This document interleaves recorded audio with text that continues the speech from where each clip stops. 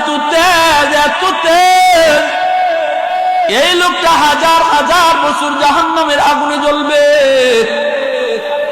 যেই জাহান্নামের আগুন থেকে বাঁচার জন্য আমার নবী আরাফার ময়দানে সূর্য হেলার পর থেকে নিয়ে সূর্য ডুবা পর্যন্ত আরাফার ময়দানে মায়ার নবী হাত উপরে উঠে শুধু কাঁদছেন, আল্লাহ রব্বানা সরিফ আন্না আযাবা জাহান্নাম ইন্না আযাবা কানা গরামা।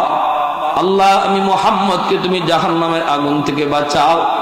আমি মুহাম্মদ জাহান্নামের আগুন থেকে বাঁচতে চাই, আমিও জাহান্নামের আগুন সইতে পারবো না। আরাফার ময়দানে নবী কাঁদতেছেন, চোখ থেকে পানি গড়ায় গড়ায় জমিনে পড়তেছি, আর শুধু কান্দেন, আল্লাহ আমি মুহাম্মদকে তুমি জাহান্নামের আযাব থেকে বাঁচাও। এই লোকটারে আল্লাহ পাক ডাক দিব, ফেরেশতা জিবরাইলকে পাঠাইবো, জিবরাইল কে আমাকে জাহান্নামের ভিতরে এইভাবে ডাকতেছে? ইয়া হান্নান ইয়া মান্নান, ইয়া হান্নান ইয়া মান্নান। আল্লাহ কইব, বান্দা কি রে, কি হয়েছে, কেন আমাকে ডাকো? তখন কইব, মালিক আমি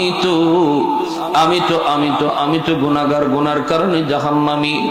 আল্লাহ আমি একটু তোমার দয়া চাই, মায়া চাই, দয়া চাই, মায়া চাই। জিবরাইলে আমিন জাহান্নামের ভিতরে ঢুইকা আওয়াজ পাইবে, কিন্তু মানুষ দেখবে না। আগুনে পড়তে পড়তে কয়লা টুকরার মতো হয়ে গেছি, হাত চিনা যায় না, পা চিনা যায় না, মুখ চিনা যায় না।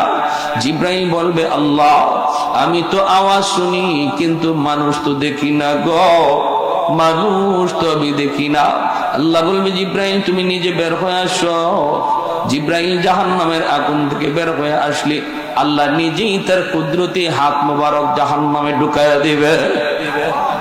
ওই মানুষটার হাতের তালুতে তুইলা আবে হায়াতের পানি দিয়ে ধুইয়া মানুষের আকৃতি বের কইরা আল্লাহ জিগাইব, কেন ডাকা? কইব, আল্লাহ দুনিয়াতে উলামায়ে কেরামের জবানে শুনেছি